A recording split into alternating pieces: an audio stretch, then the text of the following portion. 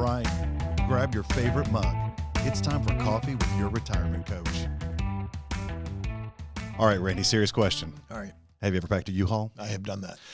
Today, we know that there are several people in our audience, based on emails and conversations that have come our way. You are paralyzed by a decision. Maybe you're talking about a move, a downsize, a big decision, and you're so overwhelmed by it that you're paralyzed in the moment. And Randy, today, I was kind of hoping you would take us through the process of starting with zero. Yeah.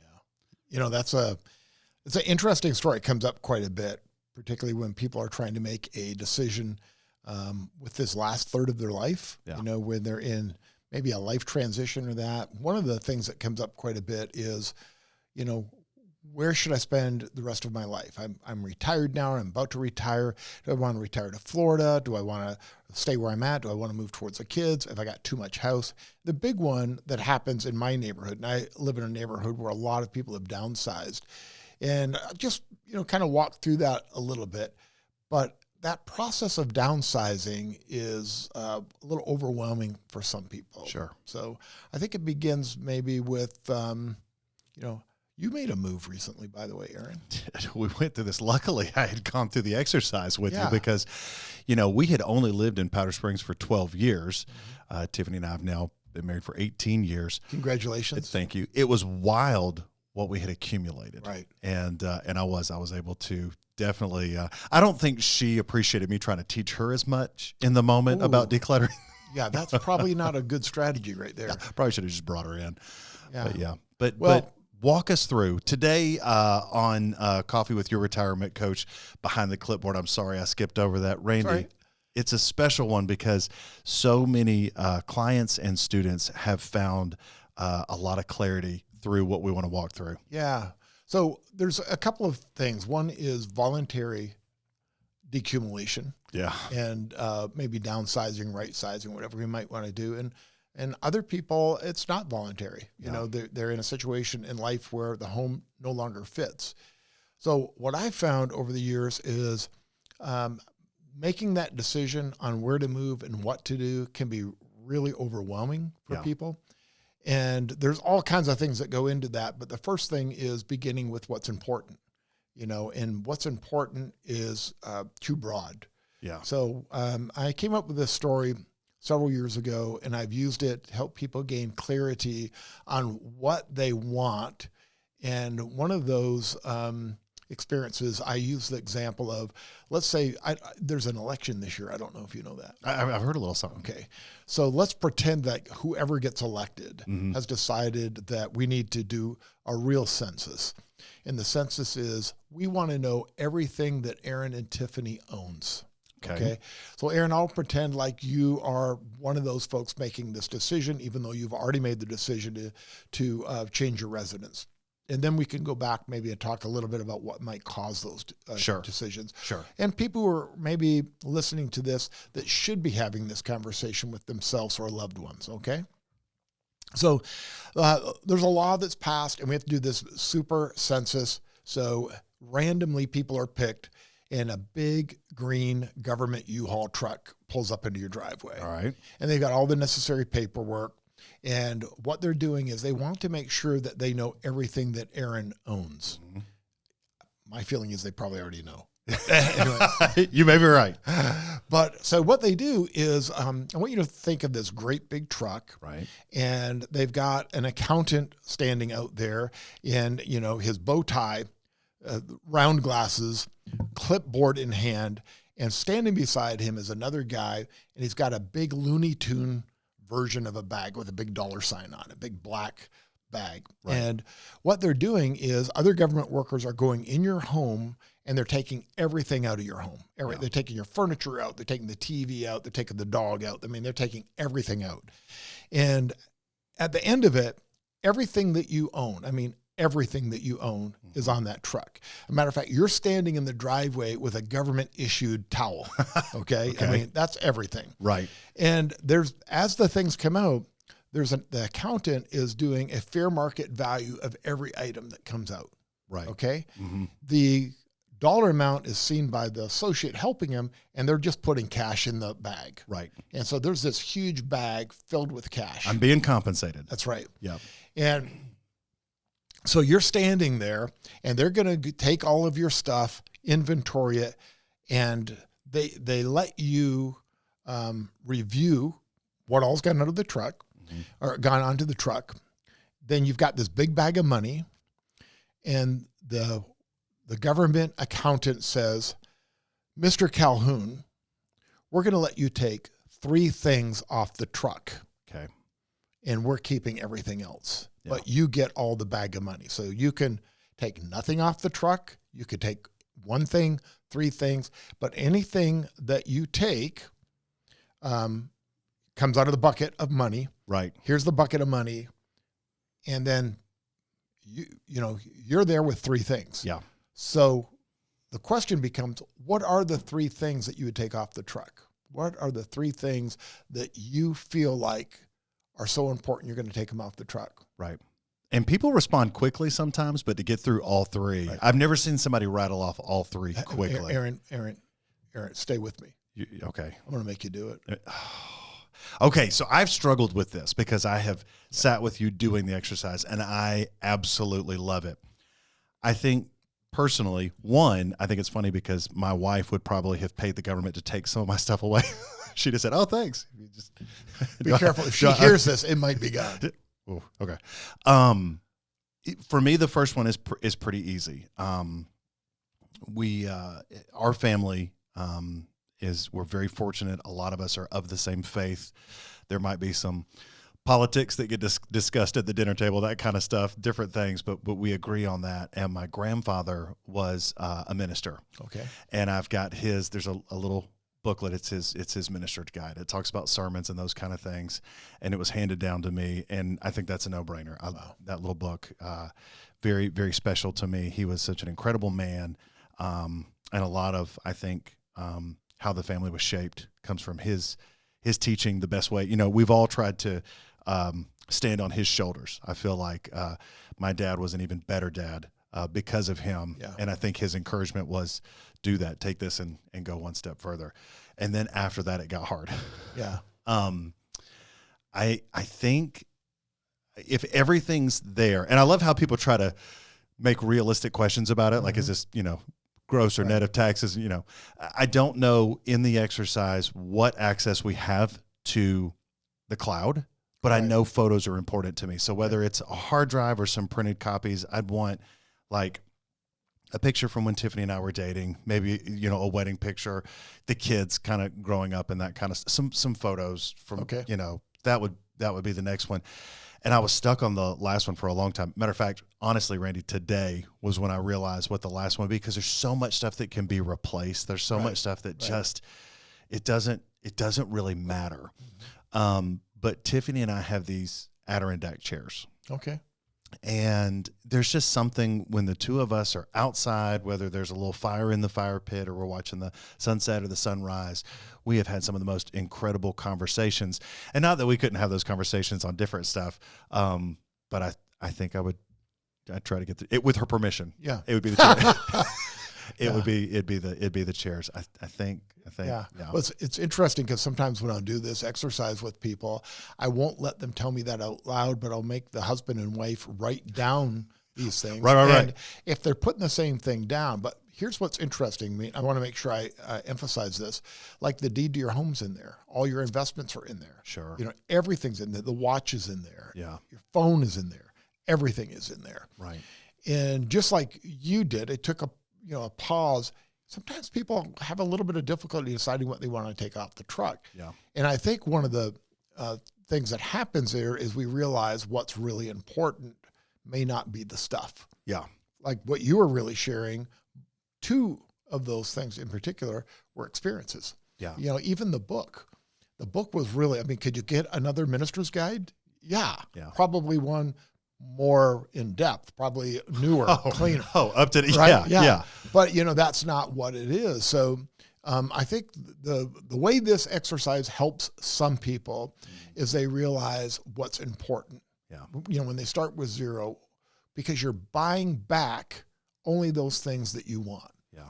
and only those things that are the most important. And I've had more than one couple say, I don't want anything. Absolutely. You know, which I thought that was kind of interesting, because first thing I thought of honestly was photos. And, you know, back when I first started doing this, digital photos weren't quite as common. So everything's on the cloud and that everybody had, you know, albums of photos. Sure. So I think because those also represent lives and experiences and things like that. But when you get right down to it, if buying the home back isn't the thing, then maybe you're not in the right home. If it's the car doesn't get bought back, maybe you don't have the right car. Yeah. You know, if you don't take your dog back, I don't know what to think about you, but, but I do think that exercise is powerful because people get stuck. And I think some of it is they don't know what to get rid of. And I'll give you a couple places where people really get challenged. And one of them is, what do you do with the ginormous family photos? You know, in the home I live in now, I have less wall space and tons of windows. Yeah. So a ginormous photo of a child who is, you know, 2 doesn't really go on the wall anymore. Yeah. But then it feels really bad about what do you do with it? The kids don't want it. I promise you they don't want it. Yeah. A matter of fact, there's a cartoon. I love this cartoon. I want you to visualize this. So there's an old man with his walker, his back's to us, and there's a younger man standing beside him. Yeah. And they're in the driveway and they're looking at the garage. The garage door's up. Yeah. And it is packed. I mean, stuff is just falling out. I mean, floor to roof, wall to wall, packed. Yeah. And the caption is the old man saying to the young man, one day this will all be yours. Yeah. Yeah. And I think, oh my gosh, no, right? Yeah. So one other cute little exercise when I was downsizing, trophies and awards. So we were very involved in sports. You are a very beloved coach, well, business and community leader. You don't have enough walls anywhere. Well, I don't know that that's true, but I could tell you what I was wrestling with was, first of all, those are honors and recognitions, and they do have some emotional attachment to them. But what are you doing with these things, right? Yes. So I had things all the way back to like, you know, junior high school, and what do you do with it? So I decided personally, I'm never going to use it. I really felt bad too. Like some of the awards and recognitions were in with nice stuff, and I thought, well, maybe I'd take it somewhere and they'd reuse it for another kid. But absolutely, I ended up not doing that. But I did take photos of them, and so I didn't completely lose them. But I took photos of them, and you could store digitally your photos. Yeah. And then very difficultly, we threw all the stuff away, Yeah. Had to get rid of it because there's no place for it. And many people move from home to home and they just move boxes that have never been unpacked. Sure. Getting rid of the kids' awards and recognition was kind of funny because there was a lot of things left over, a lot of stuff in the move. I had the garage floor. I had it all laid out. By the different sports and that. Yeah. And I reached out to all 3 kids and said, listen, Saturday when it's here, Sunday, we're done. It's gone. So only one of my 3 children reached out to me, my daughter, and she showed up Saturday. Yeah. Now her box had sports and academic awards in it, so it was a more robust box. None of it was hers. It was hilarious because it was all her brothers who didn't reach out to me. And she'd already got her stuff because that's how she right, yeah. But she thought I said your stuff. So funny. So anyway, but there are things like that. What do you do with those kind of things, making the decision? The other element that comes into this that makes this starting with 0 important is a lot of us have these great memories, and you're associating maybe some of those valuables to great memories that you had, and a lot of them are in the home. Yeah. And I think that sometimes people have such an emotional attachment to the home because of those experiences. It's not the sheetrock. It's not the color of the paint. It's not because I've got the best dishwasher I've ever had. A lot of it has to do with, those experiences. And then sometimes in the advice world that we live in, trying to help people make really strong personal decisions that are in their best interest, they're not in the right home. Yeah. If I've got somebody who's got all the bedrooms are, on the second or third floor, and they come in the garage, which is in the basement, or they've got a lot of steps to go up and they're getting weaker and they don't have the physical strength to live in that home. If they had an accident, if they fell and broke a leg, broke a hip, or had a certain kind of medical condition, then somebody else is going to make that decision to downsize. Right. So I try to help people think about this in the sense of, are you in the right home for the rest of your life? Yeah. And one of the things that I think many of our clients are very fortunate to be able to do is it doesn't have to be a permanent decision. Talk to people, because I feel like there's been a really positive shift. There's a lot of our clients that, because they are prudent, they were working hard to pay the home off. And so their thought is, okay, well, I take this equity and what I've got, and then I move it in the next thing and I pay it off. But you're like, I want you to look at renting. I want you to look at short term. Yeah. I want you to find out the community, the layout. How do you know you'll like these things? So that's great, because sometimes people are considering moving where their children are. And so, you sell the home, which isn't cheap, and then you load all your stuff up. Hopefully you do this decumulation that we talked about. Right. But then you move to the new home, which isn't inexpensive to get set up the way you want to. Usually there's new furniture, painting, landscaping, all kinds of stuff that happens. And then a couple of things that occur. Kids move. Yeah. You move to see the kids are gone because they get a job change or something like that. Or you end up in a community where you still don't have the same friends, or, it's not really for you, especially if you go from, let's say somewhere in the Midwest to Florida or Arizona or something like that, because it seems like that's the thing, but maybe that's not for you. So remember, it doesn't have to be permanent. And so, as you said, sometimes, and we've done this because people are considering moving to these vacation spots where a lot of retirees go. And we will often tell them, maybe they want to sell the home, maybe they don't, depending on their economic conditions, but maybe live there for 6 months or a year by leasing a place. And then if you love it, you'll know a lot more about the community, and then you can, make a decision to purchase real estate. Yeah. I think there's a sense that once you're a certain age, you not only need to have a home, but you need to have that home paid for. So there's some of this is the psychology of it. But the big thing I'm trying to make sure that people that I help is, are you in a good environment for enjoying your life, but also in the event that something happened, are you still okay? Right. And the reason I bring that up is I've had situations when people haven't made that decision.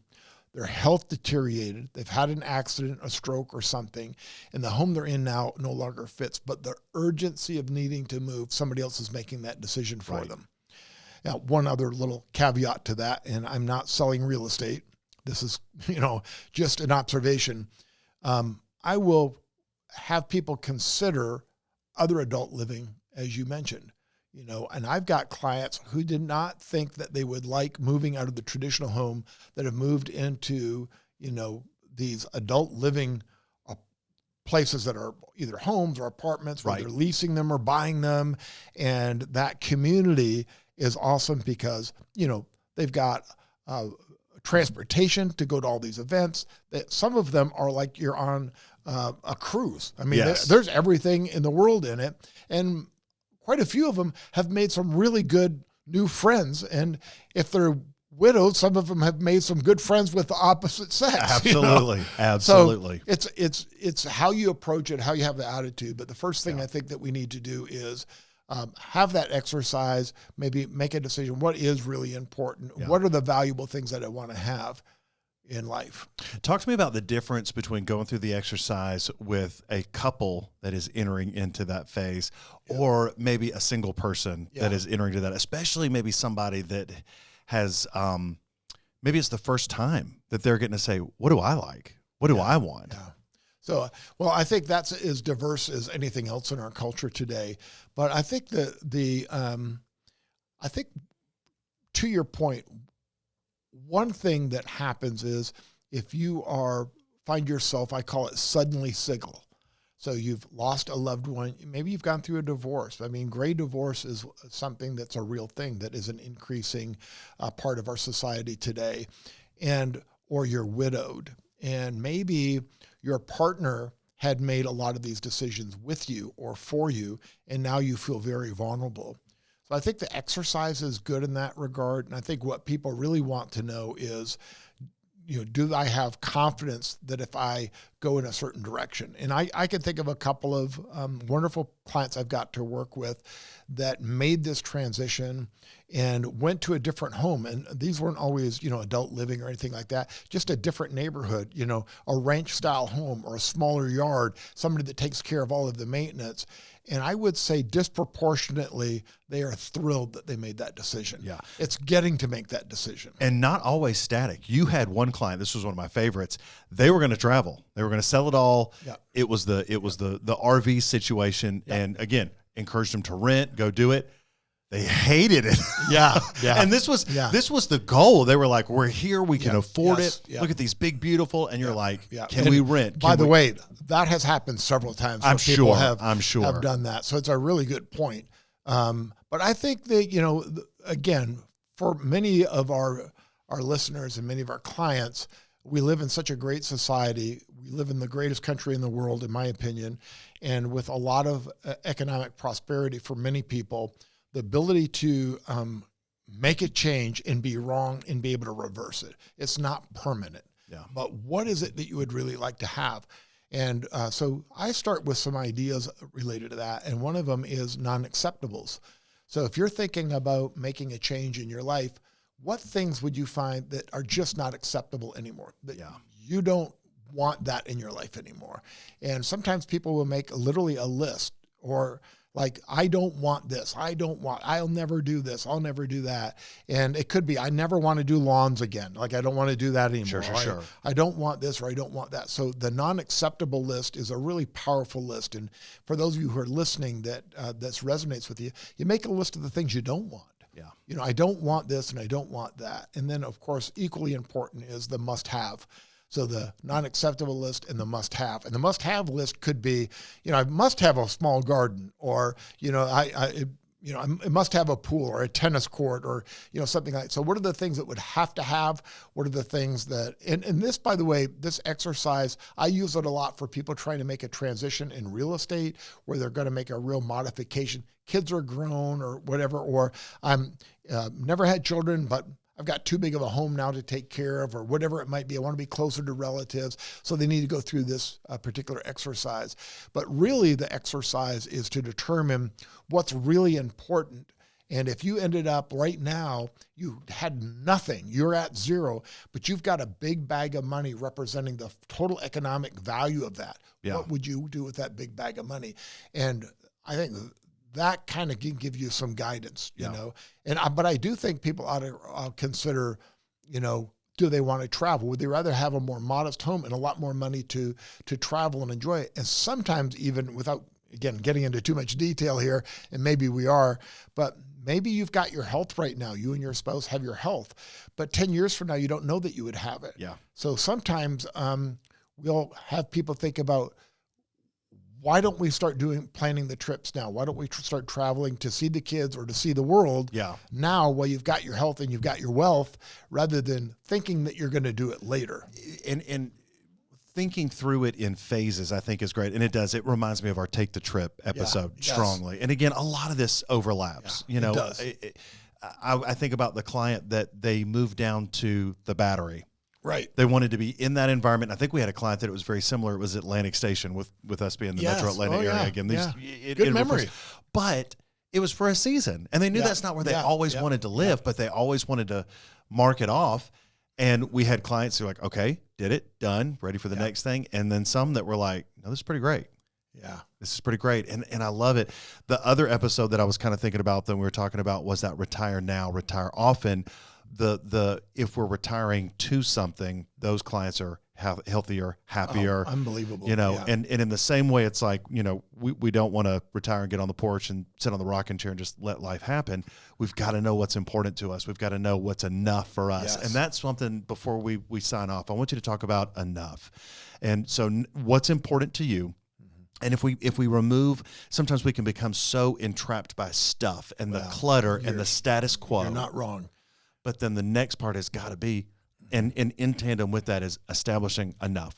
Yeah. It's interesting. I remember I used to journal quite a bit. I still journal, but I went through a mode where I've journal, and I would capture ideas. And I remember sitting in a sermon, and there was a guest speaker at the church.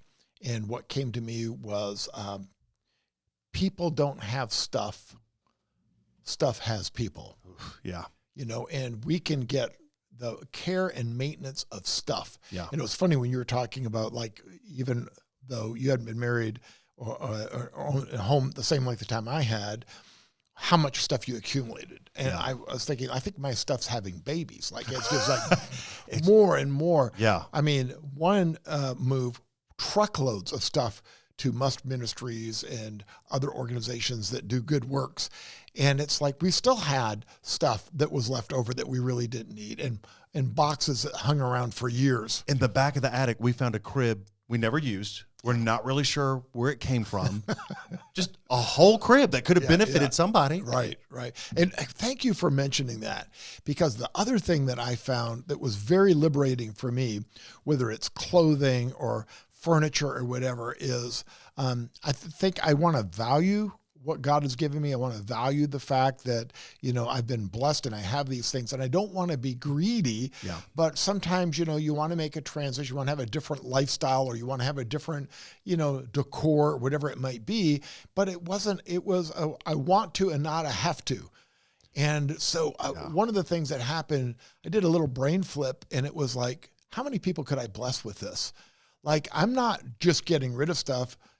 I am able to take stuff that is perfectly good and give it to people or organizations that really would value it and be able to use it, and it would minister to them, and it would allow them to do the great works that they're doing. Yeah. And I felt a liberty by being able to get rid of things because it was going to organizations and that was a freedom too. So yeah, you've got some stuff in that, but maybe it's time to do a little refresh. Maybe, understanding that you're not a tree, so you can move, right? You don't have to stay where you are. And that's true psychologically, emotionally, and physically. Yes. You can change. You can. So anyway, I enjoy having that conversation with people. And I'll tell you, kind of in wrapping up, I had this story with a great client just recently, and they shared an example of this story with me that was very different. And this is a little close right now because we've had a couple of hurricanes, but they had a friend that was kind of forced in a different circumstance to make this decision. And that was they were in the path of a hurricane, and it was almost 100% probability that their home would not make it. It was like, this is where it's going to occur. You've got hours to get out of there. And what do you grab? What do you take out of the home? And it's not like you're going to get it on the U-Haul truck and get cash reimbursement for it. You're going to lose it. Yeah. So what are the things that you're going to take out of the home right now? Those are your valued possessions. Those are the things that are important to you. And like you, I think making memories and building relationships, everything else is just stuff. Yeah. Randy, I have 3 clients that I'm going to make listen to this episode because they all have coin collections. One of them thrice inherited. Oh, wow. It was handed down 3 times. It's so funny how, and I discovered these in conversations with clients over the last year and a half. Nobody wants to touch it. Nobody wants to deal with it. One of my clients has literally told the grandkids, you guys come, there's an app we found, you catalog it, and we'll cut you in. They don't have time. I tell you what, Aaron, what makes me so excited about this episode is you got to use the word thrice. Right. This is the first episode. I felt, accomplished. If we do it 2 more times, it'll be thrice we've used thrice. Right. I don't know where to go beyond thrice. So if it gets handed me down again, I won't have a good story for it. But I think the one thing I would let me wrap some of this up with this. Don't operate in fear. And I guess if I added one more thing to this, it would be something that you guys have heard me say. Maybe we've put it on a podcast before, but whenever you're going through a life change, a life transition, something where you're considering moving and all that, you are going to be hit with this fear, uncertainty, and distress. Yeah. It's called the FUD factor. It's normal. So if you're feeling that way, recognize that everybody before you has had that same feeling. It is normal when you're going through and making a change, trying to decide where to live. And when I downsized to a smaller home and without the yard and all that kind of stuff, boy, I tell you what, for a couple of months, I really had buyer's remorse. I'm like, what have I done? Sure. My neighbors are closer than I wanted them, blah, blah, blah.